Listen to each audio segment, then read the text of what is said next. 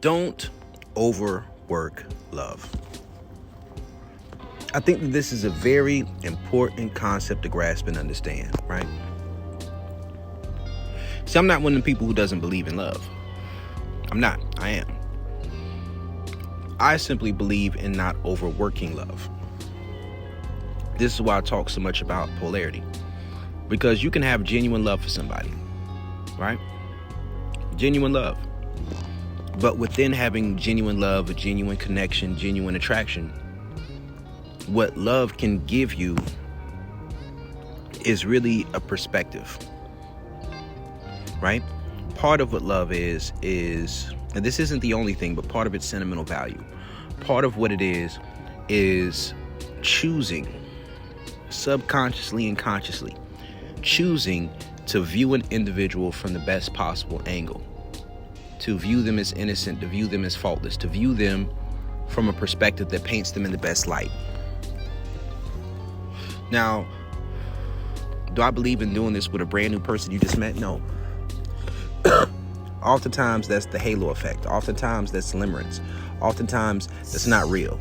And it's going to fade in time and you get to know the real person. But once you get to know a real person and you see them as they are, you see their pluses, you see their minuses, you see their faults and flaws, and you also see their strengths.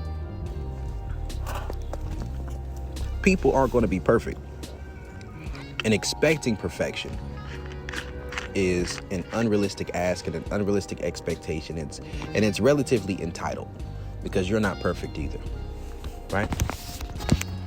But one thing you want to do is understand that in the grand scheme of what goes on within that relationship dynamic, that you don't become complacent, that you don't become abusive, that you don't carry yourself as an individual who feels entitled towards always being seen through that lens of love, right?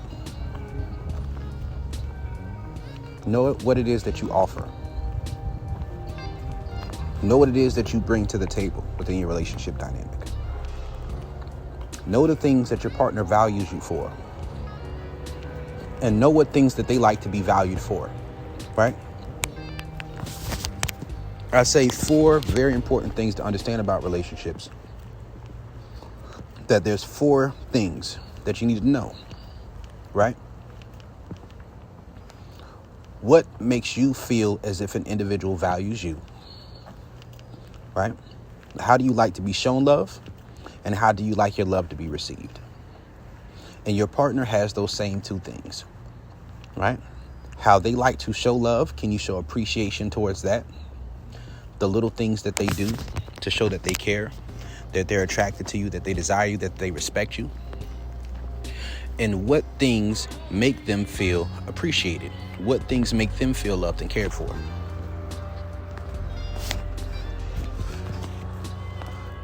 Right? Once you're in an integrated relationship, you start to move somewhat away from the transactional model. And you want to keep a certain level of positive feedback loops, yes. But you want these feedback loops to become more natural, more organic. You want these things to start to flow a little bit more naturally, a little bit more intrinsically. But identify when the momentum is slowing down and make a conscious decision to make a conscious effort to improve things.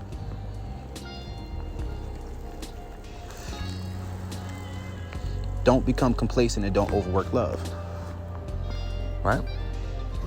And part of what's important within this dynamic is this, and let me give you an example, right? And let's say body positivity is a great way of looking at these particular issues, right? Past theory also goes in line with this particular issue. Past theory in long-term relationships. Let's say that your partner is attracted to you within a certain range, within a particular body type. Now, they may appreciate if you gain or lose a little bit of weight, and they may like that. It's a little bit of a change. It's a little bit of something different. But if you move too far outside of the range and the spectrum of what they're naturally attracted to, they may have a period of time where their love for you, their admiration towards you, causes their preference to shift ever so slightly in the direction of you moving outside of that spectrum. But once you do that, you are going to be leaning too much on the emotional connection to maintain that attraction, right? And in those moments, your energy has to be absolutely awesome. Has to be absolutely awesome and amazing.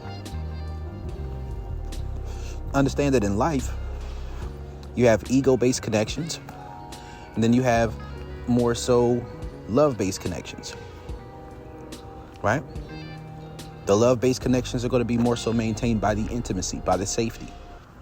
The ego-based connections are going to be based on the competency, right? Competency. Don't become complacent and lose ambition. You should always be seeking to improve whatever your relationship dynamic is. Don't grow sexually complacent, right? Like, let's say you're a man. Don't get to the point where you feel so secure and comfortable in your relationship that you separate yourself from being sexually dominant and aggressive in times where it's necessary, right? Many people look at relationships as if after a certain amount of time, that passion and that fire has to go away and you just move into a more mature love. To an extent, that's true. But just because it appears like it's going away or people act like that's natural doesn't mean that the person loses the capacity to desire and be attracted to that. You're just opening the door for another individual to primarily take that role of their ego-based desires, right? And there are two primary ego-based desires. There's the submissive ego and there's the dominant ego, right? The dominant ego is the ego by which they feel valued, right? The submissive ego is the ego by which they value you, right? Very important concept to grasp and understand. Keep these things in mind. Do not overwork love. If you're trying something repetitively and it's not working, this is where the anima and the animus development comes in at, where you are flexible to different ways of finding solutions within your relationship dynamic. If this is someone who you're integrated with, who you value. Be willing to talk about things, to work on things, but understand that sometimes communication can be overrated. Right? If there's things that are bothering them, listen. If you can tell that things are going downhill, sometimes wanting to talk to them about what's wrong when they've already told you what's wrong 1,000 times is not going to help anything. Just do it. Right? Make an effort.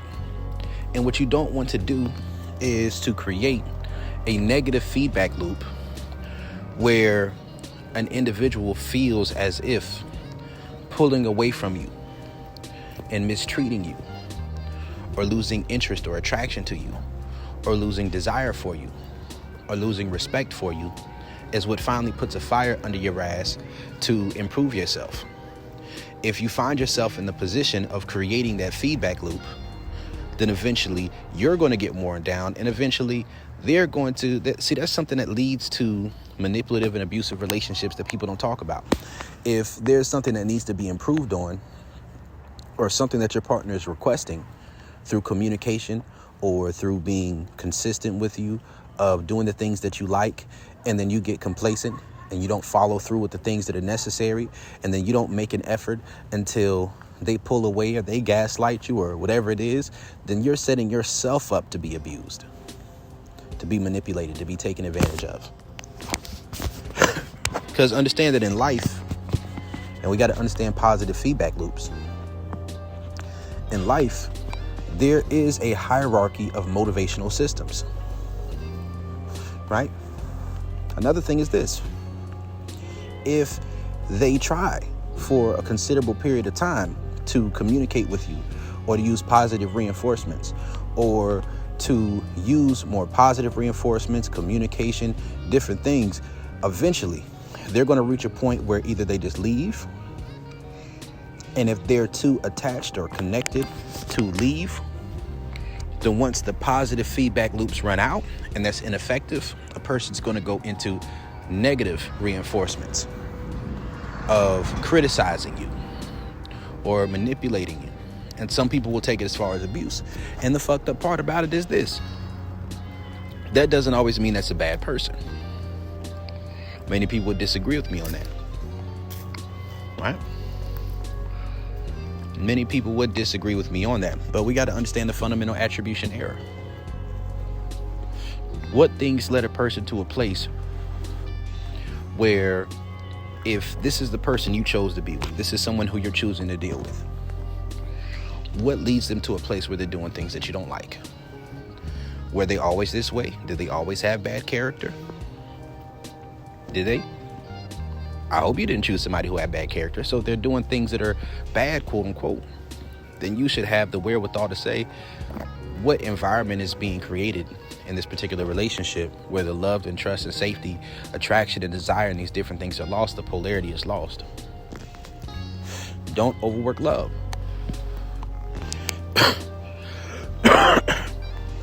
And being with somebody who has self-awareness and having self-awareness yourself, having introspection, is a very valuable thing where you have honesty within your communication, because some people will start to lose respect, start to lose attraction due to certain behaviors that you show. But because it hasn't reached a certain point yet, they're going to try to play as cool as possible and hope that you just course correct yourself. I don't think that's always the best way to deal with things, but that's what some people do, especially if they feel like you're a person who's heavy in psychological reactance, right? Very important concept to understand. But don't overwork love. It's not an impossible thing to do, right? There's a certain space in somebody's cup, right? Like, and I'll say this to men. Another way that a man can overwork love is this. Understand that one of the key differences, core differences between short-term, casual, non-monogamous relationships and maybe a long-term relationship or a long-term monogamous relationship where a woman is invested in you and you're invested in her, is that once a woman who's in a long-term relationship with you, who cares about you, is compassionate towards your needs and your feelings, she will be willing to go beyond her natural libido and her natural sexual attraction and desire towards you in order to keep things copacetic, right? But understand that even intrinsic desire and intrinsic reward doesn't mean unlimited resources. Same thing, women need to understand this as well, you know. And in long-term relationships, you're not going to want to do, and they aren't going to want to do 100% of everything that needs to be done 100% of the time. It's not always going to be based off of how you feel. But in bridging that gap between logic and emotions for the integration of the masculine and feminine within yourself, you want to be in a position where what you emotionally desire to do, what you feel like, and what the logical choice of what to do are as closely aligned as possible. Right? As closely aligned as possible. Discipline, emotional discipline, knowing how to run game on yourself can put you in a position where what's the logical choice of what to do as a man from a masculine first place is something that you can reinforce through your mental frameworks to view those things in a more positive and desirable lens, so that the masculine and feminine can be in alignment when you're integrated, right? For the woman, you might start more from an emotional place or a desire for connection. But when you see that this is a logical decision, that doesn't mean to switch completely into a logical frame of mind. you still have to keep this in a feeling space. Like, the woman still has to stay in a feeling emotional space because that's her nature. If the things she needs to do to maintain that relationship start to sway too heavily onto the side of logic, then what this often does for a woman is that it pushes things into her shadow, creates psychological reactance, feelings of self-betrayal, right? So there's a certain level of compassion that can be shown, but you want to keep the things that a woman does for you and does with you in a relationship to be as strongly based in desire, genuine desire, and attraction, right, as possible. It's not going to be 100%, but you want it to be as much based off genuine desire for you, not just pity and compassion or guilt, but desire towards you, right? And respect for who you are and your principles more than feeling responsible for your feelings, right? The more the scale is tipped towards a woman who feels responsible for your feelings rather than respectful of you and your principles, the more she's going to lose respect for you, and the more she's going to feel more like your mother than like your woman, right? The more she's having sex with you out of a logical place of mind, the more she's going to feel like she's prostituting herself, betraying herself. Even if you don't apply pressure to her directly, she may feel feelings of self-betrayal and experience sexual trauma due to feeling sexual pressure, right? These are all things to keep in mind. Also, understand, and this is one thing I will say as well, self-awareness and a shadow integration and polarity is so important, because if you're insecurity is so important as well, because if you're with an individual who lacks a certain self-awareness when it comes to what they're actually attracted to and what they actually desire, then out of their insecurity, they may encourage you to carry yourself or to move in a trajectory that leads them to lose more respect and more desire for you. That's living in a constant state of shit test. You can't trust someone like that and they don't respect you, right? So as a man, you want to deal with the woman who encourages you, and you can trust a woman who encourages you to do things that increase her respect and her attraction towards you. I'm sure we've all seen how some men can become domesticated, where they're with a woman who's buying them ugly clothes or clothes that they're not even attracted to, encouraging them to get out of shape. It's one thing if she has a genuine attraction, right? A genuine sexual attraction towards teddy bears. It's another thing if she's trying to get you fat because she is threatened by other women being attracted to you, or she wants some type of sense of control. Because just because somebody's encouraging you to do something because that makes them feel more secure, because they're insecure, that does not mean that it takes away their attraction to people who have the opposite traits of what they're encouraging you to do. So don't overwork love. Don't do it. Don't become complacent in life. Don't become complacent within your relationship just because you've been there for a period of time. Remember the little things you did at the beginning. You know, and one reason why I say of polarity being so important and creating positive feedback loops is because you don't want it to be like you're love bombing a person at the beginning of the relationship, beginning of dealing with them, doing a whole bunch of extra shit, and then over time you don't continue to do the same things you did to get them to keep them. You want, as they show more respect and desire towards you, and things become more consistent and things become more integrated, that you're doing more over time, and at the very least maintaining the things that you were doing before. Sometimes just buy some flowers for your woman randomly. You know, sometimes tuck her in the bed, give her kisses on the forehead. Do little things to show her that you still value her, right? Avoid finding yourself in a position where you're overly relying on negative reinforcements, because that may work for a short period of time, but it will kill the safety within that relationship. It'll kill the intimacy. Right? That's what'll happen. So understand this, right? Don't overwork love. Love is a powerful thing, right? Because understand, there's things that's going to come with life. There are things that will come with life. If you're with somebody for a long enough period of time, they may lose their job, right? Like as a man, you may lose your job. A woman, she may lose her job. That's life. Shit happens. We take L's. Now, if you got somebody who genuinely loves you and respects you and cares for you, they're not going to look at you as immediately weak and useless because of what you're going through. They're not, right? They're not. But if you put more on their plate because of your lack of motivation to push yourself to improve, then eventually they're going to resent you.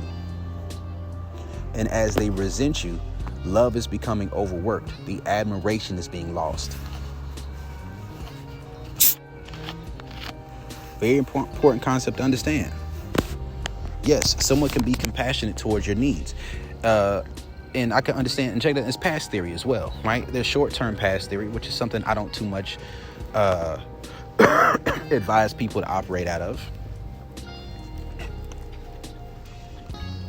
But in the long-term relationship, that's different, right? Now, what's a pass? And this is for integrated relationships, right? A pass is when somebody isn't meeting up to the full level of expectations that are set in front of them based off of the other person showing them compassion for what their excuse or their reasoning is, right?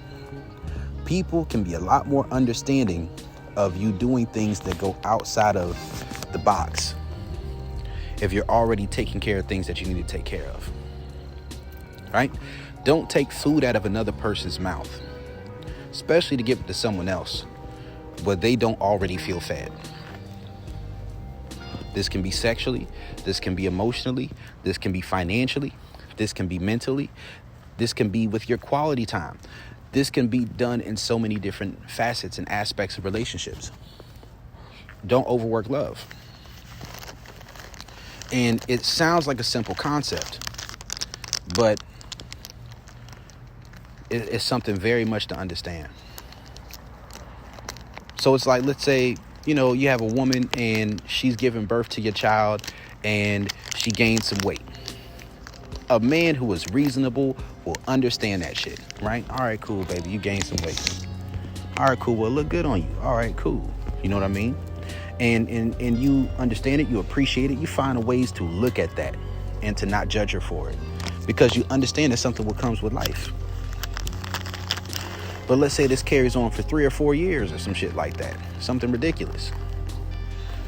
That's taking you for granted as if they don't value you enough to put effort into themselves. That's unacceptable. Now, let's say you got a woman and she's getting out of shape and she don't even have children. She don't even have extra responsibilities that put on top of her life.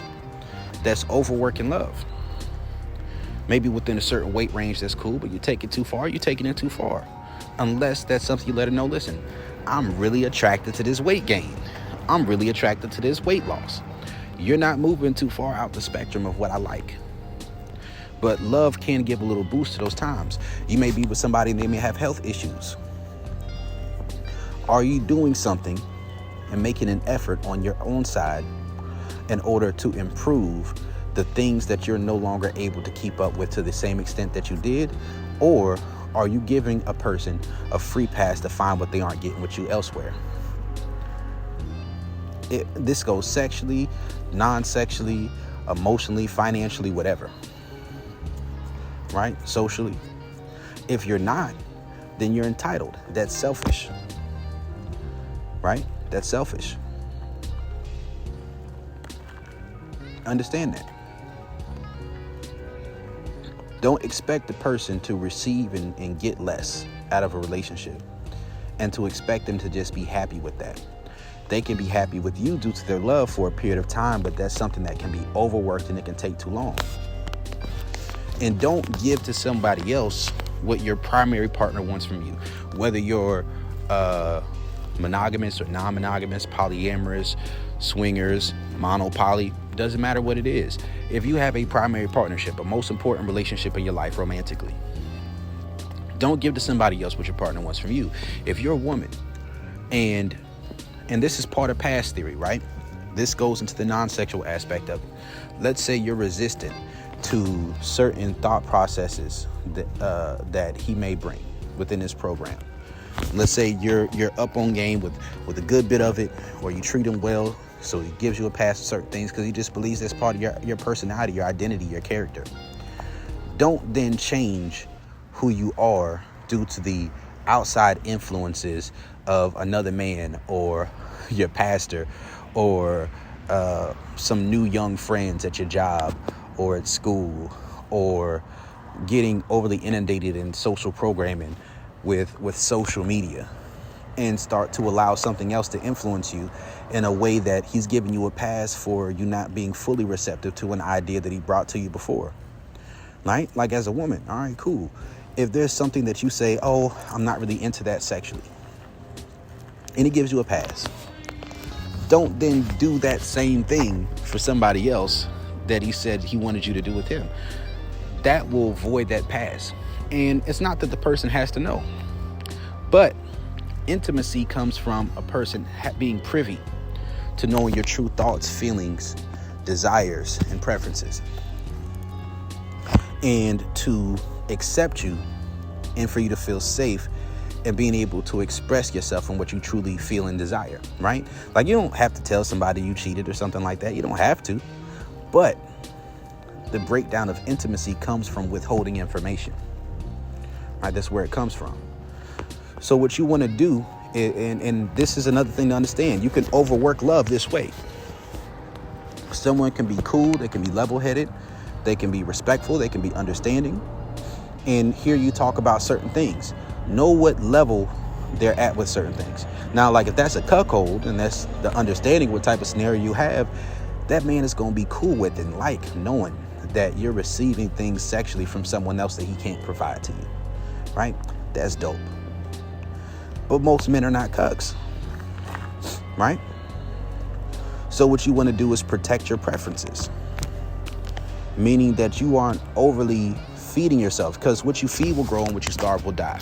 You don't want to be in a position where you're overly feeding yourself with things that are increasing your desire and your attraction for something other than your partner. And this is where the perspective and the perception of love comes in.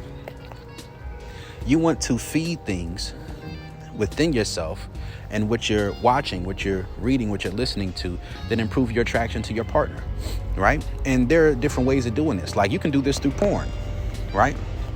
Like, let's say your woman's getting a little bit bigger, and you understand it comes with life. Maybe she's 35, 40 years old. She's getting up there a little bit. You got sentimental value. You're cool with that. But you're a little bit afraid. Now, you can help her get into better shape if she's receptive to that. But another thing you can do is this. For the meantime, you may develop a fetish. I remember I had a woman before, a great woman to me, very good woman. She dealt with different things, that made it difficult for her to maintain her weight. Certain things she dealt with. During that time, I developed a foot fetish. I realized I just lucked out she had pretty feet. I fed that foot fetish, right? And what this did is it helped me maintain my attraction to her on some superficial, egotistical level, ego-based attraction level, outside of trying to overly rely on love. And what this did is it helped me maintain my attraction to her until she was in a position to lose the weight again. And when she lost the weight, attraction went right back up. But understand that when you overwork love, what happens is a person is going to return back to a comparative value, superficial way of looking at you in moments where the connection isn't as strong. Right? Like, if you let yourself go, a person may still love you, but if the intimacy and the safety starts to go away, they don't feel like you're putting in enough effort, then they feel like you're giving attention and energy to someone else too much, then they're going to start to look at you as you are on the surface, superficially. And if that doesn't stack up, it's going to make it so much easier for them to walk away.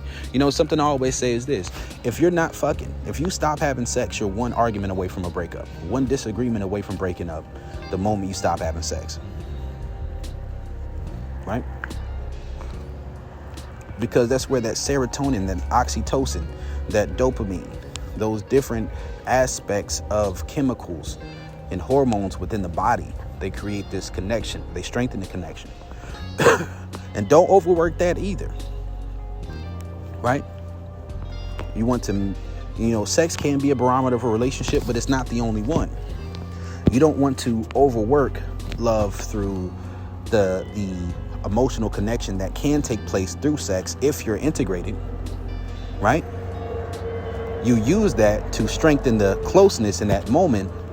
But as a man, as a leader, as a woman, like, you still have to go back and work on what the actual issues are beneath the surface. Having a strong sexual connection, it gives you the opportunity to maintain that connection, the emotional aspect, the physical aspect. It keeps you attached to one another if you are like pair bonded in that particular type of way. But that doesn't remove the issues that are taking place. Use it. Yes, do use it. But don't think that that's going to solve everything. Sex is a band-aid, right? And people say that like it's a negative thing. It's not a bad thing that sex is a band-aid. It's not.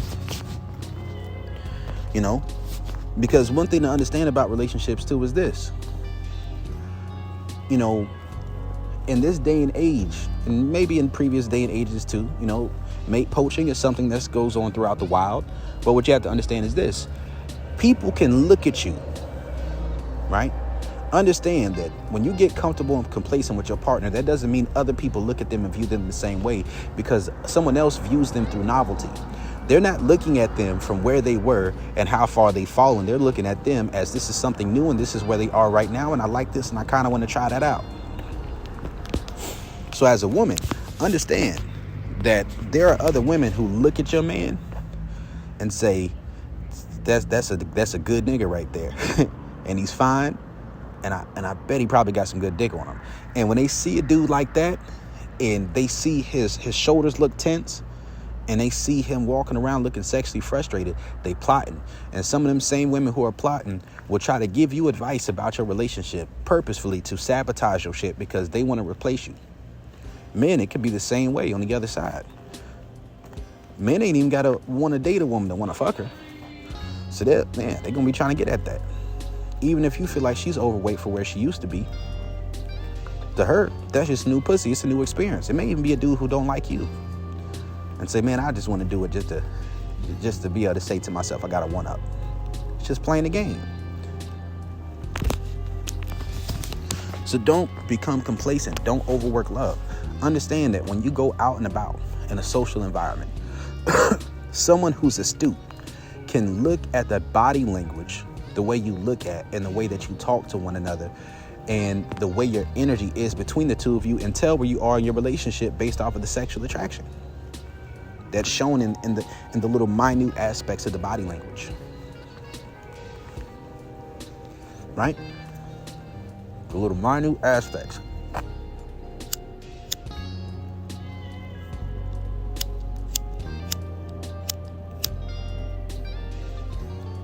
So sometimes you need to re-strengthen your connection through going out, dating again. Sometimes that's something you need to do. Make sure you're not getting complacent with that. But sometimes y'all need to hang the fuck back and make sure you get y'all sexual energy right, so you're not just walking around looking like an easy target.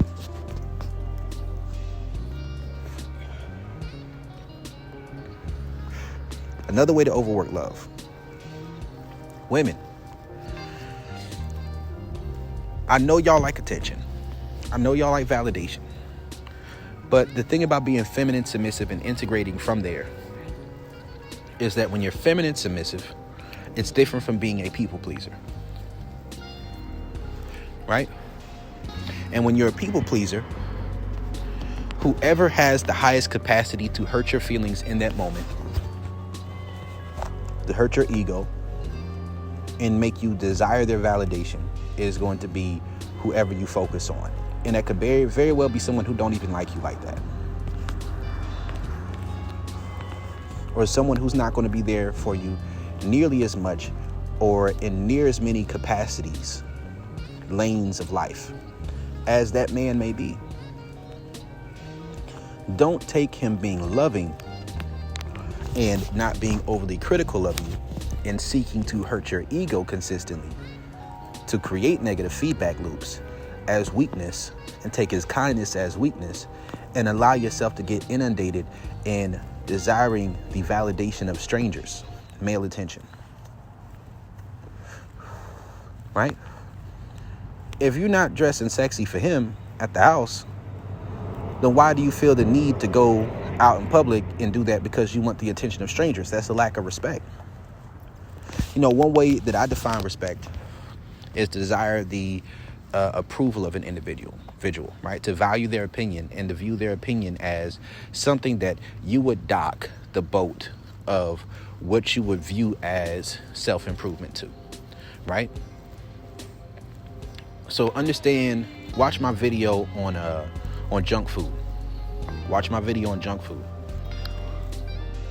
See, when you're a people pleaser or when you're masculine submissive, oftentimes you are docking the boat of your structural mindsets and thought processes to a system of thought or belief through the animus. Oftentimes for a woman, it's through the animus that maybe a father complex. Your father ain't fucking you. Due to a pastor, you don't even know what his real life is behind closed doors. Due to your homegirls who may actually want your man. To social media, where half these motherfuckers is lying. Social media is a highlight reel. You don't know these people's real life. Don't overwork love. Don't take the fact that someone loves you and cares about you for granted in a way where, because you feel that you have them quote unquote in the bag, that you don't need to still desire their approval for certain things that you do or don't do. Right? One thing I think about with that is like the scriptures, right? In Genesis, where it said that your husband will rule over you and you will have desire unto him. Your desire will be unto him. To me, what that scripture represents is the idea that a woman will always desire some form of validation. And humans are social creatures. Women are going to be a little bit more predisposed towards that than others. But one of the key differences between the masculine submissive and the feminine submissive is within the feminine submissive, it's a more secure high cup space. So that means that your desire for validation is going to be primarily, not only, but primarily split between your primary partner and yourself, which is your own sense of self, your own personal security, and then your partner. Leaving some room for that and aligning those things together. When you're masculine submissive, it's whatever is the socially perceived strongest thought process, maybe based off of what you think the most people believe and think, right? Or whatever is the oldest. Them Bible characters ain't fucking you, right? They aren't helping you with your bills. They aren't helping you raise your kids. They aren't with you for life. There's so many different ways of interpreting these things. So don't overwork love as a man, whether you're monogamous or non-monogamous, right? Now, I don't believe in cheating. Me personally, I do not believe in cheating. I don't condone it. This isn't something that I look at and think that is an admirable trait to have, to be someone who's duplicitous. I don't see it that way. But let's say you're outsourcing sexually as a man. Let's say your woman can't match your sex drive. So you deal with other women and you maintain the relationship due to you have some level of sexual chemistry, compatibility with her, but it's mostly the non-sexual aspects of that relationship, the social life you built together, the financial things that you're working on, the life you're building together. Don't spend more money, time, energy, effort pursuing other women more than you do the woman that you already have with you. Never take food out of your woman's mouth where she has less than her needs met because you're trying to pursue some new pussy. You shouldn't allow what you're doing with another woman to affect the reality of your woman, right? I say be honest with her. If she's a woman who'd rather not know, some people don't like that, but hey, they say that's the don't ask, don't tell. If you're with a woman who'd rather not know, then you dealing with other women shouldn't even be something that she could really tell. The only way that it should affect things is being more positive, as in you being in a better mood, right? That's the only thing. But not even too much of a better mood, but just being more relaxed, more laid back, because you got an empty sack. But it shouldn't negatively affect your relationship dynamic, right? If she's a woman who likes to know, they can tell her about the stories, right? And I've dealt with women like that before, where they like to sit back and listen to the stories. It kind of turns them on a little bit, because some women got some cut queen in them. And I think that's a beautiful thing.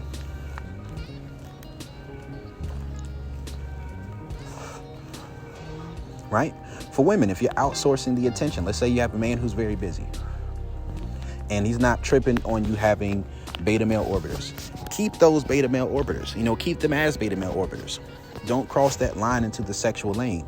Understand that once a sexual relationship or a sexual conversation takes place, don't gaslight your man and act as if you're oblivious to the fact that this man wants to fuck you. Right? And don't say, oh, this is my friend. Once that sexual line has been crossed, either in the conversation of y'all doing it with each other or in the action of having had a sexual relationship, once that line is crossed, that man is not your friend. That's not a platonic friend. That's a man who's waiting for an opportunity. And don't allow panderers to put foxes in your garden, right? Don't allow them to put locusts in your garden. Don't allow them to plant seeds of distrust and disrespect towards a man who's good to you. Because they'll do that a little bit simply for the sake of, dirty macking and trying to get just enough weakness. And that's weakness within you of not having enough respect for your man. And maybe that's due to different things that have happened over time. But don't allow them to do that. Even if you're dealing with another man, never allow another man to talk disrespectfully about your man. And you check that, or you just stop talking to him. Right? Don't overwork love. Don't allow your family to get so involved in your relationship that anytime something negative happens, you go talk to them instead of talking to your man. Because with family and friends, understand this. You gonna forgive that man. They're not. And when you have to deal with issues of your father, your friends, your family, social media, feeling like you're stupid for going back to a nigga all the time, right? That's your fault for putting that information out there. That's on you. You could have worked that shit out. I understand relationships aren't perfect. Either you stay gone or you work that shit out. But you got to learn to stop. And that's disloyal. Like, even if you're not fucking nobody else, that's disloyal. To be airing out a man's dirty laundry, or to be putting your relationship issues on front page, on display to people who scrutinize your relationship. Right? Don't overwork love.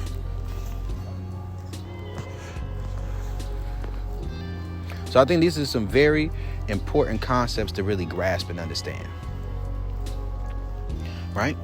Very important to grasp and understand. And when it comes to past theory, right? There's the short-term past theory, which I'm not too much of a fan of. That's why I'm a fan of the biology first approach. But certain things you don't want to do. A person will give you a pass for things that they would like you to be doing because they believe that you don't have it, or because they believe that you're working towards it. That means that if you don't have it, or you say you don't have it, don't give it to someone else. And if you're working towards it, and they're giving you a pass because you're working towards that place, then separate from them, you need to be putting that effort in to improve yourself and to be in a position where you can do that. Like, if you're a woman, you deal with libido issues, and your man is understanding towards you not being in the mood that night, figure out what it takes to arouse yourself. Figure out what it takes to be in that mind state. Learn what's going on with your own body. Learn what's going on with your own mind, with your own experience. Because a person can only reach out to you so much before they shut down. Only but so much. And if you're not putting in a mutual effort to improve different aspects of your dynamic, then it's going to die. It's going to overwork love, and a person's going to feel unwanted, undesired, not respected, not appreciated, and they're just going to lose interest in you. Either they're going to lose interest in you, or things may eventually go to a manipulative place. And if things go to a manipulative place, and I'm not saying people should stay in abusive relationships, but if things go to a place where you're operating out of negative feedback loops, if this is due to your lack of putting in an effort to improve what's going on, your lack of communication, of improving what's going on, acknowledging the issue and saying that you want to improve it, and putting in an effort to do that, don't play a victim when things go left. So this is Coach Brody. Don't overwork love. I'm out.